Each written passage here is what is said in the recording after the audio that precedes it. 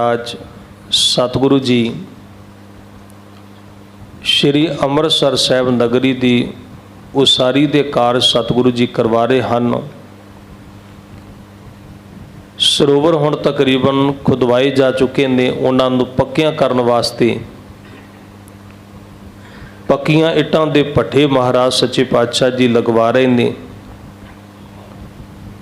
इन्हां समयां दे दौरान अनेक लोगों ने सतगुरु दे कोलों सिੱਖੀ की दात प्राप्त की। लंबा समा गुरु कीआं ये सेवावां चलदियां रहियां। बहुत सारियां संगतां महाराज जी दे कोल रह के सेवा कर रहियां हन।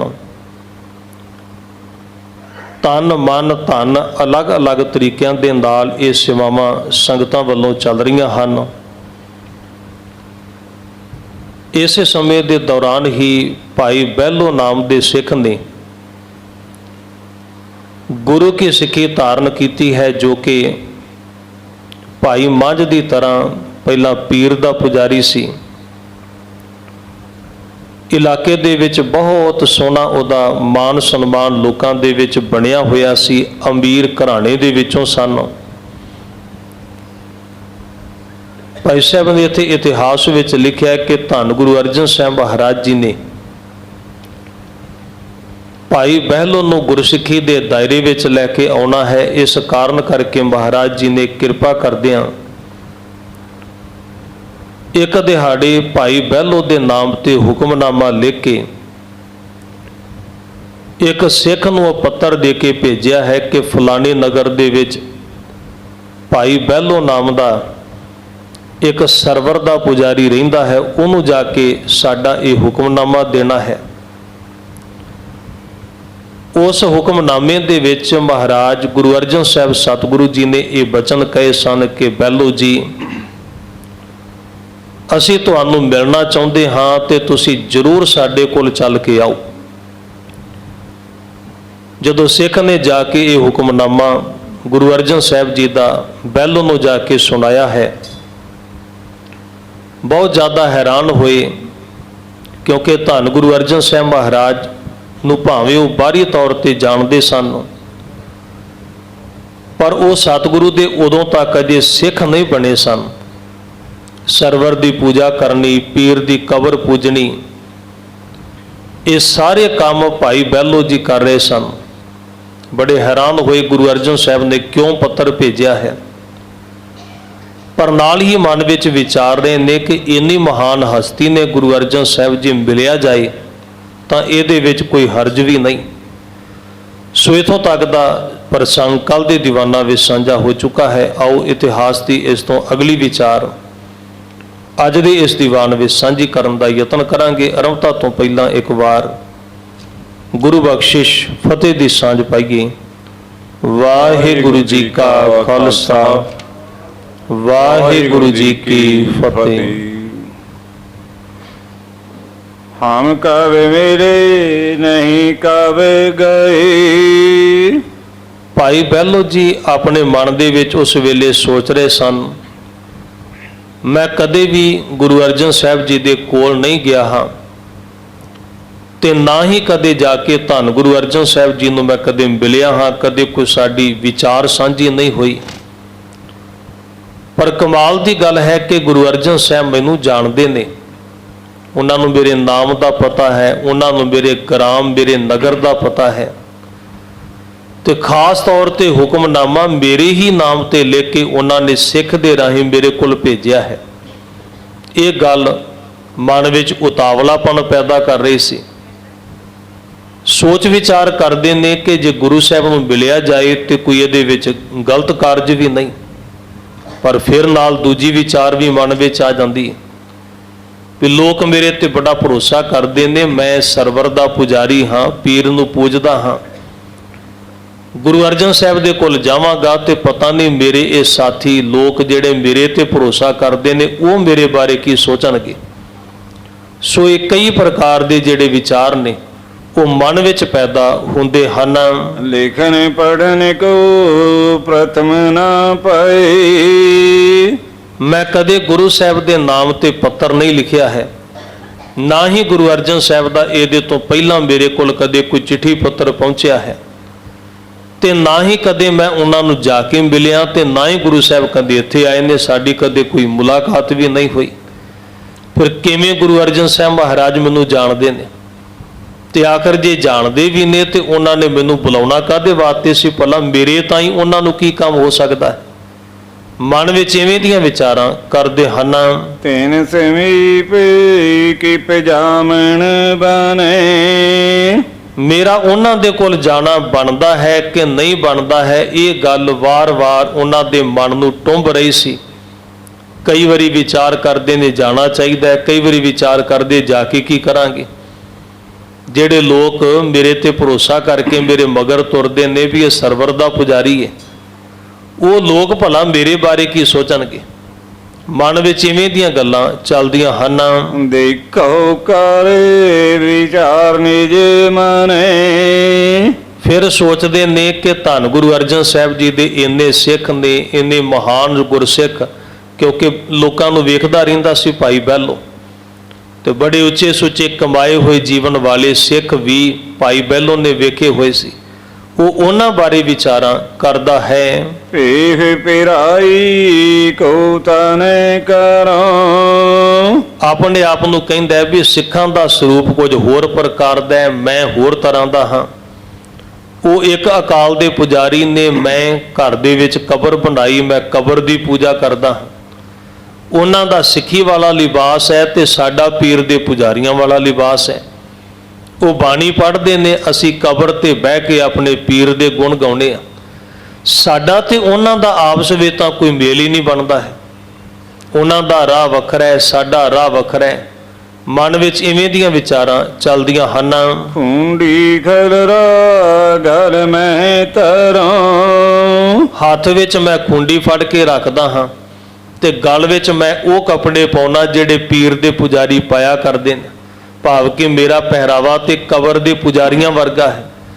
ਤੇ ਗੁਰੂ ਅਰਜਨ ਸਾਹਿਬ ਦੇ ਕੋਲ ਜਾ ਕੇ ਮੈਂ ਕਰਨਾ ਵੀ ਕੀ ਹੈ, ਜਦ ਮੈਂ ਹਾਂ ਹੀ ਪੀਰ ਦਾ ਪੁਜਾਰੀ, ਜਦ ਮੇਰੇ ਮਨ ਵਿੱਚ ਗੁਰੂ ਸਾਹਿਬ ਦੇ ਪ੍ਰਤੀ ਕੋਈ ਸ਼ਰਧਾ ਨਹੀਂ, ਕੋਈ ਮੇਰੇ ਮਨ ਵਿੱਚ ਗੁਰਸਿੱਖੀ ਵਾਲੀ ਕੋਈ ਗੱਲਬਾਤ ਨਹੀਂ। ਸੋ ਇੱਕ ਦੁਬਿਧਾ ਜਿਹੜੀ ਸੀ ਉਹ ਮਨ ਵਿੱਚ ਬਣੀ ਸੀ। ਇਸੀ ਦੇਸ਼ ਕੇ ਨਰਗਨ ਸਾਰੇ, ਮੇਰੇ ਇਸ ਇਲਾਕੇ ਦੇ ਜਿੰਨੇ ਵੀ ਲੋਕ ਨੇ ਸਾਰੇ ਮੇਰਾ ਕਹਿਣਾ ਮੰਨਦੇ ਨੇ, ਮੇਰੇ ਮਗਰ ਹੀ ਤੁਰਦੇ ਹਨ।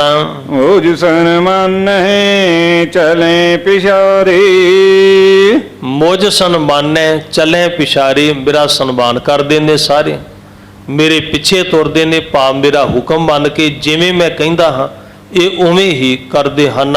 ਮੁਖ ਸਵਨ ਮਹਿ ਮੋਰ ਵੜਿਆਈ, ਮੁੱਖ ਦੀ ਗੱਲ ਇਹ ਹੈ ਕਿ ਉਹਨੇ ਮਨ ਵਿੱਚ ਵਿਚਾਰਿਆ ਕਿ ਮੇਰੀ ਬਹੁਤ ਵਡਿਆਈ ਬਣੀ ਹੋਈ ਹੈ, ਲੋਕਾਂ ਵਿੱਚ ਸੋਹਣੀ ਮੇਰੀ ਜਾਣ ਪਹਿਚਾਣ ਬਣੀ ਹੈ, ਸਾਰੇ ਮੈਨੂੰ ਜਾਣਦੇ ਨੇ ਵੀ ਬਹਿਲੋ ਜਿਹੜਾ ਹੈ ਇਹ ਤਾਂ ਭਾਈ ਕਬਰ ਦਾ ਪੁਜਾਰੀ ਹੈ, ਸਖੀ ਸਰਵਰ ਦੀ ਪੂਜਾ ਕਰਦਾ ਹੈ, ਨਾਲੇ ਲੋਕਾਂ ਦੇ ਵਿੱਚ ਵੀ ਪ੍ਰਚਾਰ ਕਰਦਾ ਹੈ। ਲੋਕ ਇਸ ਗੱਲ ਨੂੰ ਚੰਗੀ ਤਰ੍ਹਾਂ ਜਾਣਦੇ ਹਨ। ਰਹਿ ਸੈਂਕਰੇ ਨਰ ਚੌਂਕਾਈ, ਸੋ ਚਾਰੇ ਦਿਸ਼ਾਵਾਂ ਤੋਂ ਲੋਕ ਮੇਰੇ ਕੋਲ ਆ ਕੇ ਤੇ ਮੇਰੇ ਨਾਲ ਗੱਲਾਂ ਕਰਦੇ ਹਨ। ਮੈਂ ਅੱਗੇ ਥਿਤ ਹੋਈ ਸੁਲਤਾਨ, ਲੋਕ ਮੇਰੇ ਕੋਲ ਆਉਂਦੇ ਨੇ, ਅਸੀਂ ਸਾਰੇ ਇਕੱਠੇ ਹੋ ਕੇ ਨਗਾਹੇ ਵਾਲੇ ਪੀਰ ਦੇ ਦਰਸ਼ਨ ਕਰਨ ਵਾਸਤੇ ਵੀ ਜਾਂਦੇ ਹਾਂ। ਮੈਂ ਜਿਹੜੇ ਪਾਸੇ ਲੈ ਤੁਰਾਂ ਯਾਤਰਾ ਕਰਨ ਲਈ ਮੇਰੇ ਮਗਰ ਮਗਰ ਤੁਰਦੇ ਹਨ। ਜਾਰਤ ਕੋ ਕਰਵਾਏ ਮਹਾਨ, ਜਿੱਥੇ ਨਗਾਹੇ ਨਗਰ ਦੇ ਵਿੱਚ ਨਗਾਹੇ ਵਾਲੇ ਇਸ ਪੀਰ ਦਾ ਸਥਾਨ ਬਣਿਆ ਹੋਇਆ ਹੈ, ਭਾਈ ਬਹਿਲੋ ਜੀ ਲੋਕਾਂ ਨੂੰ ਨਾਲ ਲੈ ਕੇ ਉਸ ਜਗ੍ਹਾ ਤੇ ਜਾਇਆ ਕਰਦੇ ਸੀ ਤੇ ਆਪਣੇ ਆਪ ਨੂੰ ਕਹਿੰਦੇ ਨੇ ਮਨਾ ਤੂੰ ਤੇ ਲੋਕਾਂ ਨੂੰ ਨਾਲ ਵੀ ਲੈ ਕੇ ਜਾਂਦਾ, ਤੂੰ ਤੇ ਲਾਲਾਂ ਵਾਲੇ ਪੀਰ ਦੇ ਜਗ੍ਹਾ ਦੇ ਦੀਦਾਰ ਕਰਵਾ ਕੇ ਵੀ ਲੈ ਕੇ ਆਉਂਦਾ ਹੈ, ਭਾਵ ਤੇਰੀ ਗੁਰੂ ਅਰਜਨ ਸਾਹਿਬ ਦੇ ਨਾਲ ਨਿਭ ਨਹੀਂ ਸਕਦੀ ਹੈ, ਤੇਰਾ ਰਾਹ ਹੋਰ ਹੈ, ਗੁਰੂ ਅਰਜਨ ਸਾਹਿਬ ਦਾ ਰਸਤਾ ਵੱਖਰਾ ਹੈ। ਪਰ ਫਿਰ ਸੋਚਦੇ ਨੇ ਇਸ ਗੱਲ ਦਾ ਤੇ ਗੁਰੂ ਸਾਹਿਬ ਨੂੰ ਵੀ ਪਤਾ ਹੋਏਗਾ। ਜਦ ਉਹਨਾਂ ਨੂੰ ਮੇਰੇ ਘਰ ਦਾ ਪਤਾ ਹੈ, ਮੇਰੇ ਟਿਕਾਣੇ ਦਾ ਪਤਾ ਹੈ, ਮੇਰੇ ਨਾਮ ਦਾ ਪਤਾ ਹੈ, ਜਦ ਇਹ ਗੱਲਾਂ ਗੁਰੂ ਅਰਜਨ ਸਾਹਿਬ ਜਾਣਦੇ ਨੇ ਤੇ ਇਹ ਤੇ ਹੋ ਹੀ ਨਹੀਂ ਸਕਦਾ ਗੁਰੂ ਸਾਹਿਬ ਨੂੰ ਪਤਾ ਨਾ ਹੋਵੇ ਕਿ ਮੈਂ ਪੀਰ ਦਾ ਪੁਜਾਰੀ ਹਾਂ। ਮਨ ਵਿੱਚ ਇਹ ਵੀ ਗੱਲਾਂ ਚੱਲਦੀਆਂ ਹਨ। ਇਸ ਪ੍ਰਕਾਰ ਮੇਰੀ ਅਬ ਬਾਤ, ਇਸ ਢੰਗ ਦੇ ਨਾਲ ਮੇਰੀ ਜਿਹੜੀ ਗੱਲਬਾਤ ਹੈ ਉਹਨਾਂ ਨਾਲ ਬਣਦੀ ਨਹੀਂ, ਸਾਡੀ ਨਿਭਦੀ ਨਹੀਂ। ਸਾਡੀ ਵਿਚਾਰਧਾਰਾ ਵੱਖਰੀ, ਗੁਰੂ ਸਾਹਿਬ ਦੀ ਵੱਖਰੀ। ਜਿਹੜਾ ਸਿੱਖ ਪੱਤਰ ਲੈ ਕੇ ਆਇਆ ਸੀ ਉਹਦੇ ਨਾਲ ਵੀ ਭਾਈ ਬਹਿਲੋ ਨੇ ਆਪਣੇ ਮਨ ਦੀਆਂ ਗੱਲਾਂ ਸਾਂਝੀਆਂ ਕੀਤੀਆਂ ਹਨ। ਇਹ ਤਜ ਚਲਨ ਬਣੇ ਕਿਸ ਭਾਂਤ, ਸਿੱਖ ਨੂੰ ਭਾਈ ਬਹਿਲੋ ਕਹਿੰਦਾ ਵੀ ਮੈਂ ਇਵੇਂ ਭਲਾ ਕਿਵੇਂ ਜਾ ਸਕਦਾ। ਠੀਕ ਹੈ, ਮਹਾਰਾਜ ਨੇ ਬੜਾ ਸਨਮਾਨ ਦਿੱਤਾ ਹੈ, ਸੱਦਿਆ ਹੈ, ਪਰ ਗੁਰੂ ਸਾਹਿਬ ਨੂੰ ਕਹਿਣਾ ਕਿ ਨਹੀਂ, ਸਾਡਾ ਰਾਹ ਹੋਰ ਹੈ, ਤੁਹਾਡਾ ਰਸਤਾ ਵੱਖਰਾ ਹੈ। ਮੈਂ ਤੁਹਾਡੇ ਕੋਲ ਅਜੇ ਨਹੀਂ ਆ ਸਕਦਾ ਹਾਂ। ਇੰਨੇ ਲੋਕ ਮੇਰੇ ਮਗਰ ਚੱਲਣ ਵਾਲੇ, ਮੇਰਾ ਸਾਥ ਦੇਣ ਵਾਲੇ, ਤੇ ਮੈਂ ਉਹਨਾਂ ਦਾ ਭਰੋਸਾ ਤੋੜ ਕੇ ਤੇ ਤੁਹਾਡਾ ਸਿੱਖ ਭਲਾ ਕਿਵੇਂ ਬਣ ਸਕਦਾ। ਹਾਲਾਂਕਿ ਮਹਾਰਾਜ ਨੇ ਸਿੱਖੀ ਧਾਰਨ ਕਰਨ ਦੀ ਗੱਲ ਉਹਦੇ ਵਿੱਚ ਨਹੀਂ ਕਹੀ ਸੀ। ਉਹਨਾਂ ਸਿਰਫ ਇਹ ਕਿਹਾ ਸੀ ਵੀ ਤੁਸੀਂ ਸਾਨੂੰ ਮਿਲਣ ਵਾਸਤੇ ਆਓ, ਅਸੀਂ ਤੁਹਾਨੂੰ ਮਿਲਣਾ ਚਾਹੁੰਦੇ ਹਾਂ। ਸੋ ਭਾਈ ਬਹਿਲੋ ਨੇ ਸਭ ਗੱਲਾਂ ਆਪਣੇ ਕੋਲੋਂ ਉਸ ਸਿੱਖ ਨੂੰ ਆਖੀਆਂ ਸਨ। ਬਿਨਾ ਲਾਭ ਦੇਖੇ ਕਿਸ ਥਾਨ, ਜਦ ਵੀ ਕੋਈ ਬੰਦਾ ਕਿਸੇ ਜਗ੍ਹਾ ਤੇ ਝੁਕਦਾ ਹੈ ਤੇ ਆਪਣਾ ਲਾਭ, ਆਪਣੀ ਹਾਨੀ ਬਾਰੇ ਸੋਚਦਾ ਹੈ। ਭਾਈ ਸਾਹਿਬ ਨੇ ਵੀ ਇਸੇ ਤਰ੍ਹਾਂ ਸੋਚਿਆ ਸੀ। ਮੂਰਖ ਭੀਨ ਪਰਵਿਰਤੈ ਮਹਾਜਾਨ, ਉਹਨਾਂ ਨੇ ਇਹ ਜਾਣਿਆ ਕਿ ਮੇਰਾ ਮਨ ਅਜੇ ਪੀਰ ਦੀ ਕਬਰ ਦੀ ਪੂਜਾ ਵਿੱਚ ਲੱਗਾ ਹੋਇਆ ਹੈ, ਮੈਨੂੰ ਗੁਰੂ ਅਰਜਨ ਸਾਹਿਬ ਜੀ ਦੇ ਕੋਲ ਜਾਣਾ ਨਹੀਂ ਚਾਹੀਦਾ ਹੈ। ਉਹਨਾਂ ਇਵੇਂ ਦਾ ਫੈਸਲਾ ਕੀਤਾ ਸੀ।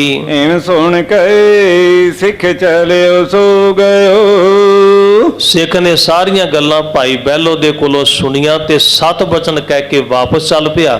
ਗੁਰੂ ਜੀ ਦੇ ਚਰਨਾਂ ਵਿੱਚ ਪਹੁੰਚਿਆ ਸੀ। ਗੁਰ ਸੋ ਸਰਵ ਜਨਾਬਤ ਪਇਓ, ਜੋ ਵੀ ਗੱਲਬਾਤ ਹੋਈ ਇਸ ਸਿੱਖ ਨੇ ਜਾ ਕੇ ਤੇ ਮਹਾਰਾਜ ਧੰਨ ਗੁਰੂ ਅਰਜਨ ਸਾਹਿਬ ਜੀ ਨੂੰ ਬੇਨਤੀ ਕਰਕੇ ਸਭ ਦੱਸਿਆ। ਮਹਾਰਾਜ ਬਹਿਲੋ ਨੇ ਆ ਜਵਾਬ ਦਿੱਤਾ। ਕਦੇ ਕਹਿੰਦਾ ਸੀ ਮੈਂ ਜਾਣਾ ਚਾਹੁੰਦਾ, ਫਿਰ ਮਨ ਵਿੱਚ ਆ ਜਾਂਦਾ ਸੀ ਨਹੀਂ, ਮੈਂ ਕਬਰ ਦਾ ਪੁਜਾਰੀ ਹਾਂ, ਮੇਰੀ ਤੇ ਗੁਰੂ ਸਾਹਿਬ ਨਾਲ ਸਾਂਝ ਹੀ ਨਹੀਂ ਬਣ ਸਕਦੀ।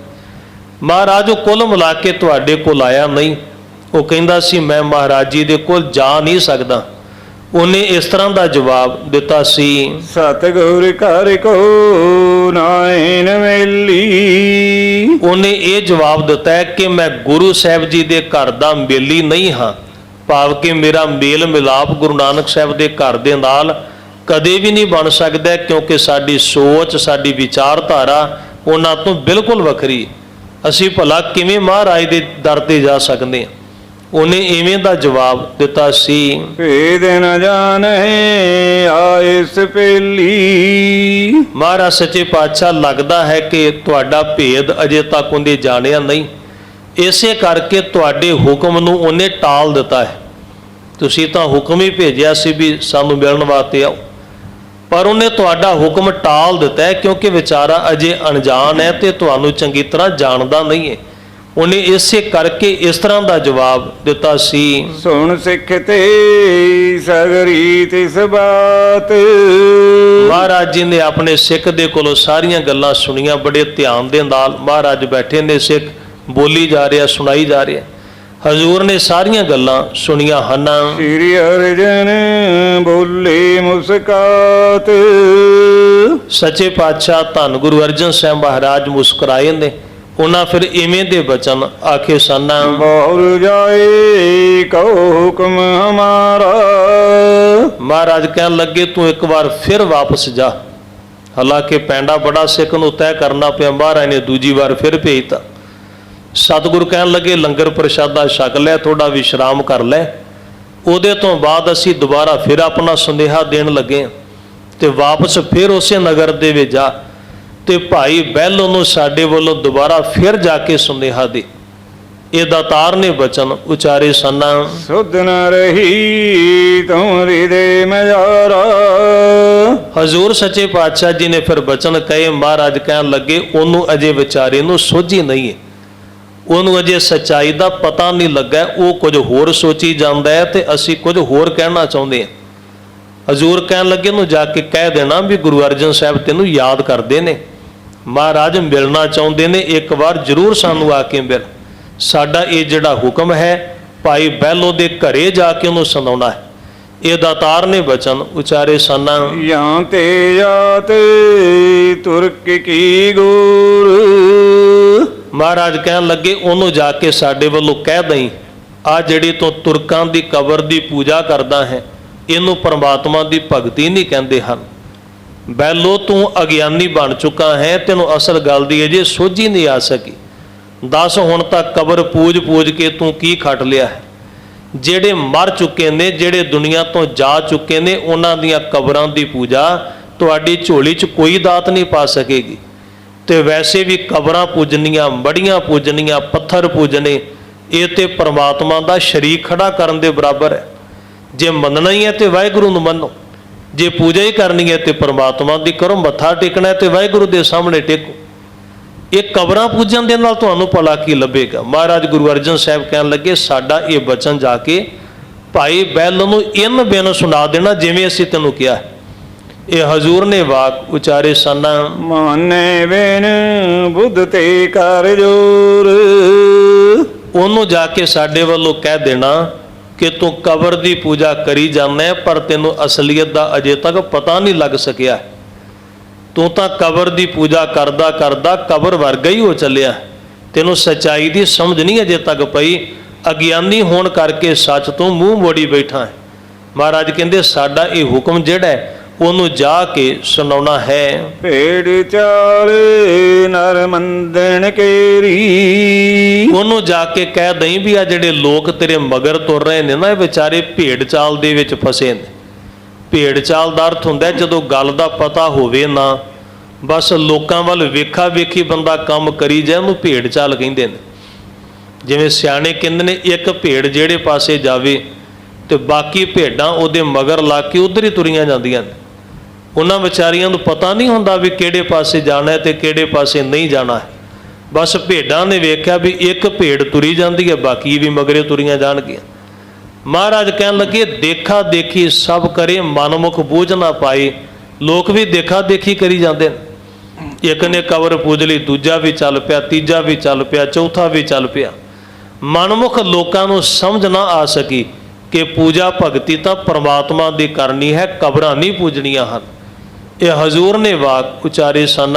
ਹੋਤ ਪਰਵਿਰਤ ਅਪਰ ਕੋ ਹੀਰੀ। ਹਜ਼ੂਰ ਸੱਚੇ ਪਾਤਸ਼ਾਹ ਜੀ ਨੇ ਫਰਮਾਇਆ ਕਿ ਭਾਈ ਬਹਿਲੋ ਨੂੰ ਜਾ ਕੇ ਸੁਣਾ ਦਿਓ, ਤੁਸੀਂ ਇੱਕ ਰੱਬ ਦੀ ਇਬਾਦਤ ਛੱਡ ਕੇ ਤੇ ਕਬਰਾਂ ਦੀ ਪੂਜਾ ਦੇ ਵਿੱਚ ਲੱਗ ਗਏ ਹੋ। ਇਹ ਤੁਸੀਂ ਗਲਤ ਚੋਣ ਕਰ ਲਈ ਹੈ। ਜੇ ਬੰਦਗੀ ਕਰਨੀ ਹੈ ਤੇ ਪਰਮਾਤਮਾ ਦੀ ਕਰੋ, ਭਗਤੀ ਕਰਨੀ ਹੈ ਤੇ ਵਾਹਿਗੁਰੂ ਦੀ ਕਰੋ। ਇਹ ਕਬਰਾਂ ਪੂਜ ਕੇ ਤੁਹਾਨੂੰ ਇਹਦੇ ਵਿੱਚੋਂ ਕੁਝ ਨਹੀਂ ਮਿਲੇਗਾ। ਆਪਣਾ ਜੀਵਨ ਬਰਬਾਦ ਕਰਕੇ ਇਸ ਦੁਨੀਆ ਵਿੱਚੋਂ ਜਾਵੋਗੇ। ਬੁਰੀ ਭਲੀ ਨਹੀਂ ਕਰਤੇ ਵਿਚਾਰ। ਮਹਾਰਾਜ ਕਹਿਣ ਲੱਗੇ ਭਾਈ ਬੈਲ ਨੂੰ ਜਾ ਕੇ ਕਹਿ ਦੇਣਾ ਕਿ ਤੂੰ ਅਜੇ ਤੱਕ ਸੱਚ ਦੀ ਵਿਚਾਰ ਨਹੀਂ ਕਰ ਸਕਿਆ। ਤੂੰ ਭਾਵੇਂ ਆਪਣੇ ਆਪ ਨੂੰ ਧਰਮੀ ਤਾਂ ਸਮਝ ਰਿਹਾ, ਪਰ ਧਰਮ ਤੇ ਅਜੇ ਤੱਕ ਕਮਾਇਆ ਹੀ ਨਹੀਂ। ਤੂੰ ਪੱਥਰਾਂ ਦੀ ਪੂਜਾ ਕੀਤੀ ਹੈ। ਮਾਨੇ ਤੁਰਕ ਜਨਮ ਕੋ ਹਾਰ।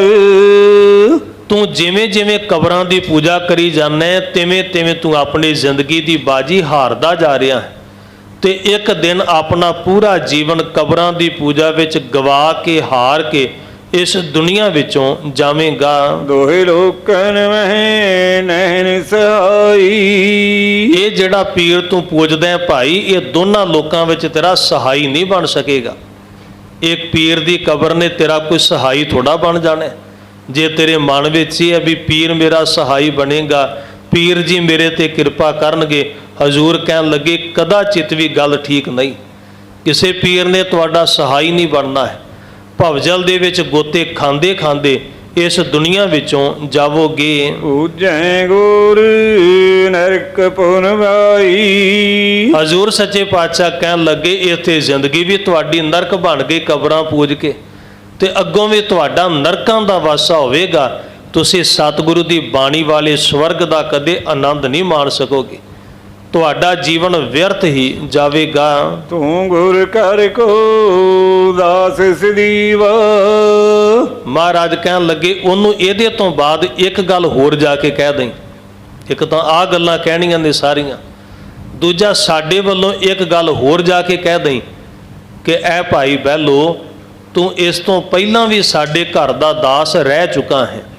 ਤੈਨੂੰ ਸ਼ਾਇਦ ਨਾ ਪਤਾ ਹੋਵੇ, ਤੈਨੂੰ ਸ਼ਾਇਦ ਖਿਆਲ ਨਾ ਹੋਵੇ, ਪਰ ਤੂੰ ਪਹਿਲਾਂ ਵੀ ਗੁਰੂ ਨਾਨਕ ਸਾਹਿਬ ਜੀ ਦੇ ਘਰ ਦਾ ਸੇਵਕ ਰਹਿ ਚੁੱਕਾ ਹੈ। ਇਹ ਕੋਈ ਪਹਿਲੀ ਦਫਾ ਨਹੀਂ ਹੈ ਕਿ ਅਸੀਂ ਤੈਨੂੰ ਆਪਣੇ ਕੋਲ ਬੁਲਾਵਾ ਭੇਜ ਰਹੇ ਹਾਂ। ਤੈਨੂੰ ਆਪਣੇ ਪਿਛਲੇ ਜਨਮਾਂ ਦੀ ਸੋਝੀ ਕੋਈ ਨਹੀਂ, ਤੈਨੂੰ ਇਹਦੇ ਪਿਛਲੇ ਜਨਮਾਂ ਦਾ ਖਿਆਲ ਕੋਈ ਨਹੀਂ। ਇਸ ਜਨਮ ਦੇ ਵਿੱਚ ਕਬਰਾਂ ਪੂਜਣ ਲੱਗ ਪਏ, ਪਰ ਪਿਛਲੇ ਜਨਮਾਂ ਦੇ ਵਿੱਚ ਤੂੰ ਸਤਿਗੁਰੂ ਦੇ ਘਰ ਦਾ ਸੇਵਾਦਾਰ, ਗੁਰੂ ਜੀ ਦੇ ਘਰ ਦਾ ਦਾਸ ਰਹਿ ਚੁੱਕਾ ਹੈ। ਇਹ ਹਜ਼ੂਰ ਨੇ ਵਾਕ ਉਚਾਰੇ ਸਨ। ਸੇਵਾ ਕਰਤੇ ਮਨ ਨੀਵਾ। ਤੂੰ ਪਹਿਲਾਂ ਬਹੁਤ ਵਾਰ ਸੇਵਾ ਕੀਤੀ ਹੈ, ਤੇ ਜਦੋਂ ਤੂੰ ਸੇਵਾ ਕਰਦਾ ਹੁੰਦਾ ਸੀ ਤੇਰਾ ਮਨ ਬਿਲਕੁਲ ਨੀਵਾਂ ਰਹਿੰਦਾ ਸੀ। ਤੂੰ ਆਪਣਾ ਮਨ ਨੀਵਾਂ ਕਰਕੇ, ਮਤ ਉੱਚੀ ਰੱਖ ਕੇ ਸਤਿਗੁਰੂ ਦੇ ਘਰ ਦੀ ਸੇਵਾ ਕੀਤੀ ਹੈ। ਜਹ ਜਹ ਪਾ ਅਵਤਾਰ ਹਮਾਰਾ। ਕੱਲਾ ਇਸ ਧਰਤੀ ਤੇ ਨਹੀਂ, ਹੋਰ ਵੀ ਜਿਨ੍ਹਾਂ ਜਿਨ੍ਹਾਂ ਥਾਵਾਂ ਤੇ ਅਸੀਂ ਅਵਤਾਰ ਧਾਰਨ ਕਰਕੇ ਦੁਨੀਆ ਦੇ ਵਿੱਚ ਆਏ ਹਾਂ, ਉਹਨਾਂ ਸਭ ਥਾਵਾਂ ਤੇ ਭਾਈ ਬਹਿਲੋ ਤੂੰ ਸਾਡੇ ਚਰਨਾਂ ਦਾ ਦਾਸ ਪਹਿਲਾਂ ਵੀ ਰਹਿ ਚੁੱਕਾ ਹੈ। ਇਹ ਕੋਈ ਪਹਿਲੀ ਵਾਰ ਅਸੀਂ ਤੈਨੂੰ ਆਪਣੇ ਕੋਲ ਨਹੀਂ ਬੁਲਾ ਰਹੇ ਹਾਂ, ਤੇਰੇ ਤੇ ਪਹਿਲਾਂ ਵੀ ਕਿਰਪਾ ਵਰਤੀ ਸੀ। ਤਹਾਂ ਤਹਾਂ ਤੈਂ ਸਾਥ ਸੰਭਾਰਾ। ਜਿਨ੍ਹਾਂ ਜਿਨ੍ਹਾਂ ਥਾਵਾਂ ਤੇ ਅਸੀਂ ਪ੍ਰਕਾਸ਼ ਧਾਰਨ ਕਰਕੇ ਦੁਨੀਆ ਦੇ ਵਿੱਚ ਆਏ, ਉਹਨਾਂ ਥਾਵਾਂ ਤੇ ਸਾਡਾ ਦਾਸ ਬਣ ਕੇ ਤੂੰ ਸਾਡੇ ਚਰਨਾਂ ਦੀ ਸੇਵਾ ਕੀਤੀ ਹੈ। ਜਨਮ ਮਰਨ ਕੋ ਕਸ਼ਟ ਮਿਟਾਏ। ਹਜ਼ੂਰ ਕਹਿਣ ਲੱਗੇ ਅਸੀਂ ਤਾਂ ਭਾਈ ਪਿਛਲੇ ਜਨਮਾਂ ਦੇ ਵਿੱਚ ਹੀ ਤੇਰਾ ਜੰਮਣ ਤੇ ਮਰਨ ਦਾ ਜਿਹੜਾ ਕਸ਼ਟ ਸੀ ਉਹ ਸਾਰਾ ਹੀ ਮਿਟਾਇਆ ਸੀ। ਸਮਾਂ ਭਇਓ ਪ੍ਰਾਪਤ ਆਵੇ। ਮਹਾਰਾਜ ਕਹਿਣ ਲੱਗੇ ਗੁਰਸਿੱਖ ਨੂੰ ਕਹਿੰਦੇ ਨੇ ਬਹਿਲੋ ਦੇ ਕੋਲ ਜਾ ਕੇ ਸਾਡੇ ਵੱਲੋਂ ਸੁਨੇਹਾ ਦਈ, ਭਾਈ ਬਹਿਲੋ ਪਿਛਲੇ ਜਨਮਾਂ ਦੀ ਕੀਤੀ ਹੋਈ ਸੇਵਾ ਦਾ ਫਲ ਪ੍ਰਾਪਤ ਕਰਨ ਦਾ ਵੇਲਾ ਹੁਣ ਆ ਚੁੱਕਾ ਹੈ। ਆ ਭਾਈ ਦੁਬਾਰਾ ਫਿਰ ਗੁਰੂ ਨਾਨਕ ਸਾਹਿਬ ਦੇ ਦਰ ਵਾਲੇ ਪਾਸੇ ਮੁੜ ਕੇ ਆ। ਛੱਡ ਦੇ ਕਬਰਾਂ ਪੂਜਣੀਆਂ, ਤਿਆਗ ਦੇ ਪੱਥਰਾਂ ਨੂੰ ਪੂਜਣਾ। ਜੇ ਸੱਚਮੁੱਚ ਹੀ ਗੁਰੂ ਘਰ ਦੀ ਖੁਸ਼ੀ ਪ੍ਰਾਪਤ ਕਰਨੀ ਚਾਹੁੰਦਾ ਹੈ, ਜਿਵੇਂ ਪਿਛਲੇ ਜਨਮਾਂ ਦੇ ਵਿੱਚ ਵੀ ਪ੍ਰਾਪਤ ਕਰ ਚੁੱਕਾ ਹੈ, ਤੇ ਫਿਰ ਭਾਈ ਸਭ ਕੁਝ ਛੱਡ ਛਡਾ ਕੇ ਮਹਾਰਾਜ ਦੇ ਚਰਨਾਂ ਦਾ ਸੇਵਕ ਬਣ ਜਾ, ਤੇਰੇ ਤੇ ਵੀ ਕਿਰਪਾ ਵਰਤੇਗੀ। ਅਨੇਕ ਜਨਮ ਮਹਿ ਕਾਲੀ ਕਾਲ। ਅਨੇਕ ਜਨਮ ਮਹਿ ਕਾਲੀ ਕਾਲ। ਤੂੰ ਇਸ ਜਨਮ ਤੋਂ ਪਹਿਲਾਂ ਵੀ ਅਨੇਕਾਂ ਜਨਮਾਂ ਦੇ ਵਿੱਚ ਕਾਲਨਾ ਕਾਲ ਚੁੱਕਾ ਹੈ, ਅਸੀਂ ਤੇਰੇ ਤੇ ਕਿਰਪਾ ਕੀਤੀ ਸੀ। ਇਸ ਕੋ ਫਲ ਅਬ ਮੇਰੇ ਵਿਸਾਲ। ਉਹਨਾਂ ਜਨਮਾਂ ਦੇ ਵਿੱਚ ਕੀਤੀ ਹੋਈ ਸੇਵਾ ਦਾ ਵਿਸਾਲ ਦਾ ਅਰਥ ਹੈ ਵੱਡਾ ਜਿਹੜਾ ਫਲ ਹੈ, ਤੇਰੀ ਝੋਲੀ ਵਿੱਚ ਪਾਵਾਂਗੇ। ਜਿਸ ਅੰਮ੍ਰਿਤ ਕੋ ਜਾਜਤ ਜਾਵੇ। ਮਹਾਰਾਜ ਕਹਿਣ ਲੱਗੇ ਜਿਸ ਅੰਮ੍ਰਿਤ ਦੀ ਯਾਚਨਾ ਦੇਵੀਆਂ ਤੇ ਦੇਵਤੇ ਵੀ ਕਰਦੇ ਨੇ, ਗੁਰੂ ਦੇ ਘਰ ਵਿੱਚੋਂ ਜਿਸ ਨਾਮ ਦੀ ਪ੍ਰਾਪਤੀ ਵਾਸਤੇ ਸਾਰੇ ਤਰਸਦੇ ਪਏ ਨੇ, ਉਹ ਨਾਮ ਦੀ ਦਾਤ ਤੇਰੀ ਝੋਲੀ ਵਿੱਚ ਪਾਵਾਂਗੇ। ਸਮਾਂ ਜਾਨ ਪ੍ਰਾਪਤ ਸੋ ਆਵੇ। ਮਹਾਰਾਜ ਕਹਿਣ ਲੱਗੇ ਪਿਛਲੇ ਜਨਮਾਂ ਦੀ ਕੀਤੀ ਸੇਵਾ ਦਾ ਫਲ ਪ੍ਰਾਪਤ ਕਰਨ ਦਾ ਸਮਾਂ ਆ ਗਿਆ ਹੈ। ਇਹ ਜਾਣ ਤੇਰਾ ਇਹ ਮਨੁੱਖਾ ਜੀਵਨ ਜਿਹੜਾ ਹੁਣ ਤੂੰ ਪ੍ਰਾਪਤ ਕੀਤਾ ਹੈ, ਪਿਛਲੇ ਜਨਮਾਂ ਦੀ ਸੇਵਾ ਦਾ ਫਲ ਪ੍ਰਾਪਤ ਕਰਨ ਦਾ ਸਮਾਂ ਆ ਗਿਆ। ਆ ਭਾਈ ਗੁਰੂ ਘਰ ਦੇ ਵਿੱਚ ਵਾਪਸ ਆ ਜਾ, ਅਸੀਂ ਤੇਰੇ ਤੇ ਕਿਰਪਾ ਕਰਾਂਗੇ। ਐਮ ਸੁਣ ਕੇ ਸਿੱਖ ਪੁਣੇ ਸਿਧਾਇਓ। ਹੁਣ ਆ ਗੱਲਾਂ ਜਿਹੜੀਆਂ ਨੇ ਸਿੱਖ ਨੇ ਸੁਣ ਲਈਆਂ। ਮਹਾਰਾਜ ਧੰਨ ਗੁਰੂ ਅਰਜਨ ਸਾਹਿਬ ਨੇ ਜੋ ਕਿਹਾ ਉਹਨੇ ਆਪਣੇ ਮਨ ਵਿੱਚ ਵਸਾ ਲਿਆ। ਕੁਝ ਗੱਲਾਂ ਮਹਾਰਾਜ ਨੇ ਦੁਬਾਰਾ ਫਿਰ ਪੱਤਰ ਵਿੱਚ ਲਿਖ ਦਿੱਤੀਆਂ। ਗੁਰੂ ਸਾਹਿਬ ਦਾ ਪੱਤਰ ਲੈ ਕੇ, ਸੁਨੇਹਾ ਲੈ ਕੇ ਜਿਹੜਾ ਸਿੱਖ ਹੈ ਉਸੇ ਵੇਲੇ ਹੀ ਚੱਲਿਆ ਸੀ। ਸ੍ਰੀ ਗੁਰੂ ਕੋ ਫੁਰਮਾਨ ਬਤਾਇਓ। ਉੱਥੇ ਜਾ ਕੇ ਭਾਈ ਬਹਿਲੋ ਦੇ ਘਰ ਦੇ ਵਿੱਚ ਜਾ ਕੇ ਤੇ ਮਹਾਰਾਜ ਗੁਰੂ ਅਰਜਨ ਸਾਹਿਬ ਨੇ ਜੋ ਵੀ ਕਿਹਾ ਉਹ ਸਾਰੀਆਂ ਗੱਲਾਂ ਦੱਸੀਆਂ ਸਨ। ਅਨੇਕ ਜਨਮ ਕੋ ਮਿਲੀ ਹੈ। ਐ ਭਾਈ ਬਹਿਲੋ ਗੁਰੂ ਅਰਜਨ ਸਾਹਿਬ ਮਹਾਰਾਜ ਜੀ ਦਾ ਇਹ ਕਹਿਣਾ ਹੈ ਕਿ ਤੂੰ ਗੁਰੂ ਨਾਨਕ ਸਾਹਿਬ ਦੇ ਘਰ ਦਾ ਕਈ ਜਨਮਾਂ ਦਾ ਸੇਵਾਦਾਰ ਰਹਿ ਚੁੱਕਾ ਹੈ। ਅਸੀਂ ਕੋਈ ਤੈਨੂੰ ਇਸ ਜਨਮ ਦੇ ਵਿੱਚ ਬੁਲਾਵਾ ਨਹੀਂ ਭੇਜ ਰਹੇ ਹਾਂ, ਅਸੀਂ ਤਾਂ ਕਰਕੇ ਸੱਦਾ ਭੇਜ ਰਹੇ ਕਿਉਂਕਿ ਪਿਛਲੇ ਜਨਮਾਂ ਦੇ ਵਿੱਚ ਵੀ ਤੂੰ ਸਤਿਗੁਰੂ ਦੇ ਘਰ ਦੀ ਬਹੁਤ ਸੇਵਾ ਕੀਤੀ, ਤੇ ਇਸ ਜਨਮ ਦੇ ਵਿੱਚ ਵੀ ਆ ਤੇ ਪਿਛਲੇ ਜਨਮਾਂ ਦੀ ਕੀਤੀ ਸੇਵਾ ਦਾ ਫਲ ਤੇਰੀ ਝੋਲੀ ਵਿੱਚ ਪਾਵਾਂਗੇ। ਮੁਕਤ ਹੋਣ ਕੋ ਜਾਚਿਤ ਰਹੇ। ਮਹਾਰਾਜ ਗੁਰੂ ਅਰਜਨ ਸਾਹਿਬ ਸੱਚੇ ਪਾਤਸ਼ਾਹ ਨੇ ਆਪਣਾ ਬਚਨ ਭੇਜਿਆ ਤੇ ਉਹਨਾਂ ਨੇ ਕਿਹਾ ਹੈ, ਜੇ ਮੁਕਤੀ ਪ੍ਰਾਪਤ ਕਰਨੀ ਚਾਹੁੰਦਾ ਹੈ, ਜੇ ਬੰਧਨਾਂ ਤੋਂ ਮੁਕਤ ਹੋਣਾ ਚਾਹੁੰਦਾ ਹੈ ਤੇ ਸਤਿਗੁਰੂ ਦੀ ਸ਼ਰਨ ਵਿੱਚ ਆ ਜਾ, ਅਸੀਂ ਤੇਰੇ ਤੇ ਕਿਰਪਾ ਕਰਾਂਗੇ। ਸੋ ਅਬ ਸਮਾਂ ਪਹੁੰਚੋ ਆਏ। ਉਹਨਾਂ ਨੇ ਫਰਮਾਇਆ ਹੈ ਕਿ ਪਿਛਲੀਆਂ ਜਨਮਾਂ ਦੀ ਕੀਤੀ ਸੇਵਾ ਦਾ ਫਲ ਲੈਣ ਦਾ ਵੇਲਾ ਹੁਣ ਤੇਰੀ ਜ਼ਿੰਦਗੀ ਦੇ ਵਿੱਚ ਆ ਚੁੱਕਾ ਹੈ। ਮਹਾਰਾਜ ਤਾਂ ਆਪ ਤੁਹਾਡੇ ਤੇ ਤਰੁੱਠੇ ਪਏ ਨੇ। ਗੁਰੂ ਸਾਹਿਬ ਤਾਂ ਆਪ ਖੁਸ਼ੀ ਦੇ ਘਰ ਵਿੱਚ ਆ ਕੇ ਤੇਰੀ ਝੋਲੀ ਵਿੱਚ ਦਾਤਾਂ ਪਾਉਣਗੇ। ਗੁਰ ਟੇਕ ਚਲੋ ਲਿਓ ਸੋ ਪਾਏ। ਚਲੋ ਭਾਈ ਸਤਿਗੁਰੂ ਦੇ ਕੋਲ ਚੱਲੋ, ਧੰਨ ਗੁਰੂ ਅਰਜਨ ਸਾਹਿਬ ਦੇ ਚਰਨਾਂ ਦੀ ਸੇਵਾ ਕਰੋ, ਸਤਿਗੁਰੂ ਤੁਹਾਡੇ ਤੇ ਕਿਰਪਾ ਕਰਨਗੇ। ਸੁਣ ਵਹਿਲੋ ਚਕਰਤੇ ਹੋਏ ਰਹਿਓ। ਭਾਈ ਬਹਿਲੋ ਨੇ ਸੁਣਿਆ ਤੇ ਭਾਈ ਸਾਹਿਬ ਨੇ ਬਚਨ ਲਿਖੇ, ਚਕਰਿਤ ਹੋਏ ਰਹਿਓ। ਚਕਰਿਤ ਹੋਣ ਦਾ ਮਤਲਬ ਹੈਰਾਨ ਹੋ ਜਾਣਾ ਵੀ ਮਹਾਰਾਜ ਨੇ ਦੂਜੀ ਵਾਰ ਫਿਰ ਸਿੱਖ ਨੂੰ ਭੇਜ ਦਿੱਤਾ ਹੈ। ਉਹਨੇ ਤਾਂ ਸੋਚਿਆ ਸੀ ਪਹਿਲੀ ਵਾਰ ਮਨਾ ਕਰਤਾ ਤੇ ਖਹਿੜਾ ਛੁੱਟ ਗਿਆ, ਮਹਾਰਾਜ ਦੇ ਕੋਲ ਜਾਣ ਦੀ ਆਪਾਂ ਨੂੰ ਕੀ ਲੋੜ ਹੈ, ਭਲਾ ਵਧੀਆ ਲੋਕਾਂ 'ਚ ਮਾਣ ਸਨਮਾਨ ਬਣਿਆ ਹੋਏ। ਪਰ ਜਦੋਂ ਦੂਜੀ ਵਾਰ ਸਿੱਖ ਆ ਗਿਆ ਤੇ ਮਨ ਬਿਲਕੁਲ ਚਕਰਿਤ ਹੋ ਗਿਆ, ਹੈਰਾਨ ਹੋ ਗਿਆ ਵੀ ਮਹਾਰਾਜ ਤੇ ਅਜੇ ਵੀ ਨਹੀਂ ਰੁਕੇ। ਉਹਨਾਂ ਨੇ ਦੁਬਾਰਾ ਫਿਰ ਆਪਣਾ ਸਿੱਖ ਭੇਜ ਦਿੱਤਾ ਤੇ ਜਦੋਂ ਸਿੱਖ ਨੇ ਆ ਕੇ ਗੱਲਾਂ ਕਹੀਆਂ ਵੀ ਤੂੰ ਤਾਂ ਮਹਾਰਾਜ ਦੇ ਘਰ ਦਾ ਪਿਛਲੀਆਂ ਜਨਮਾਂ ਵਿੱਚ ਵੀ ਸੇਵਾਦਾਰ ਰਿਹਾ, ਐਸ ਗੱਲ ਨੇ ਤਾਂ ਮਨ ਨੂੰ ਜਿਵੇਂ ਪੈਰਾਂ ਥੱਲੇ ਜ਼ਮੀਨ ਖਿਸਕਾ ਦਿੱਤੀ ਹੋਵੇ। ਭਾਈ ਬਹਿਲੋ ਹੈਰਾਨ ਹੋ ਕੇ ਸੋਚਣ ਲੱਗ ਪਿਆ, ਮੈਂ ਕਦੋਂ ਸੇਵਾ ਕੀਤੀ, ਮੈਂ ਕਦੋਂ ਮਹਾਰਾਜ ਦੇ ਘਰ ਦੇ ਵਿੱਚ ਗਿਆ, ਮੈਂ ਤਾਂ ਕਦੇ ਵੀ ਮਹਾਰਾਜ ਦੇ ਘਰ ਦੇ ਵਿੱਚ ਆ ਕੇ ਇਵੇਂ ਦੀਆਂ ਸੇਵਾਵਾਂ ਨਹੀਂ ਕੀਤੀਆਂ ਹਨ। ਗੁਰੂ ਅਰਜਨ ਸਾਹਿਬ ਮਹਾਰਾਜ ਕਿਉਂ ਕਹਿ ਰਹੇ ਨੇ ਕਿ ਮੈਂ ਪਿਛਲੀਆਂ ਜਨਮਾਂ ਦੇ ਵਿੱਚ ਵੀ ਉਹਨਾਂ ਦਾ ਸੇਵਾਦਾਰ ਸੀ? ਮਨ ਵਿੱਚ ਇਵੇਂ ਦੀਆਂ ਗੱਲਾਂ ਸੋਚਦੇ ਹਨ। ਕੀਤੀ ਵਾਰ ਸੋਚਤ ਪੁਨ ਕਹਿਓ। ਸੋ ਕਿੰਨਾ ਹੀ ਸਮਾਂ ਭਾਈ ਬਹਿਲੋ ਇਹ ਗੱਲਾਂ ਸੋਚਦਾ ਰਿਹਾ।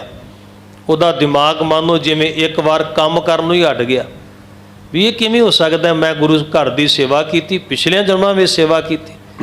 ਕੀ ਗੁਰੂ ਅਰਜਨ ਸਾਹਿਬ ਮਹਾਰਾਜ ਨੂੰ ਪਿਛਲੀਆਂ ਜਨਮਾਂ ਦਾ ਪਤਾ ਹੈ?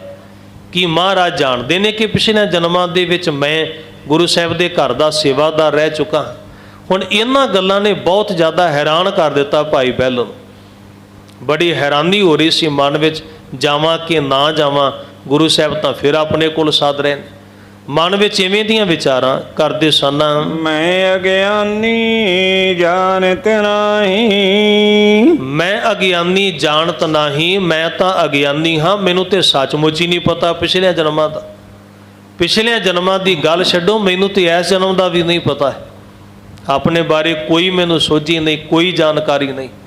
ਇਸ ਕਾਰਨ ਕਰਕੇ ਮੈਂ ਪਿਛਲੇ ਜਨਮਾਂ ਦੀ ਗੱਲ ਭਲਾ ਕਿਵੇਂ ਕਹਿ ਸਕਦਾ? ਪਰ ਫਿਰ ਸੋਚਦੇ ਨੇ ਗੁਰੂ ਸਾਹਿਬ ਤਾਂ ਜਾਣਦੇ ਹੀ ਨੇ, ਮਹਾਰਾਜ ਕੋਈ ਗੱਲ ਵਧਾ ਚੜਾ ਕੇ ਥੋੜਾ ਕਰਨਗੇ, ਜੋ ਸਾਡੇ ਭਲੇ ਦੀਆਂ ਗੱਲਾਂ ਨੇ ਗੁਰੂ ਜੀ ਉਹੀ ਬਚਨ ਆਖਦੇ ਹਨ।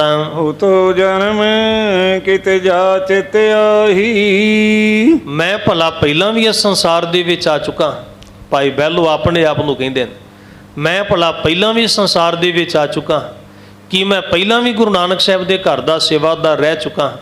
ਕੀ ਮੈਂ ਕਦੇ ਸਤਿਗੁਰੂ ਦੇ ਘਰ ਦੀ ਸੇਵਾ ਕੀਤੀ ਹੈ? ਕਿ ਸੱਚਮੁੱਚ ਹੀ ਪਿਛਲੀਆਂ ਜਨਮਾਂ ਦੀ ਸੇਵਾ ਦਾ ਫਲ ਲੈਣ ਦਾ ਹੁਣ ਵਕਤ ਮੇਰੀ ਜ਼ਿੰਦਗੀ ਵਿੱਚ ਆ ਚੁੱਕਾ ਹੈ? ਉਹਨਾਂ ਇਹ ਸਾਰੀਆਂ ਗੱਲਾਂ ਵਿਚਾਰੀਆਂ ਸਨ। ਸਤਿਗੁਰ ਪਤਾ ਕੋਈ ਦਿਖ ਰਾਮੇ। ਧੰਨ ਗੁਰੂ ਅਰਜਨ ਸਾਹਿਬ ਮਹਾਰਾਜ ਸੱਚੇ ਪਾਤਸ਼ਾਹ ਦੇ ਕੋਲ ਜੇ ਕਿਤੇ ਮੈਂ ਚਲੇ ਜਾਵਾਂ, ਮੈਨੂੰ ਯਕੀਨ ਹੈ ਕਿ ਮਹਾਰਾਜ ਮੈਨੂੰ ਕੱਲੀ ਕੱਲੀ ਗੱਲ ਯਾਦ ਕਰਵਾ ਦੇਣਗੇ। ਪਿਛਲੀਆਂ ਜਨਮਾਂ ਦੇ ਵਿੱਚ ਮੈਂ ਕਿੱਥੇ ਸਾਂ, ਕੀ ਬਣਿਆ ਸੀ, ਕੀ ਮੈਂ ਨਹੀਂ ਬਣਿਆ ਸੀ, ਜੋ ਹੋਇਆ ਬੀਤਿਆ ਹੈ ਪਹਿਲਾਂ ਵੀ ਗੁਰੂ ਜੀ ਨੇ ਸਾਰੀਆਂ ਗੱਲਾਂ ਦੱਸਣੀਆਂ ਹਨ।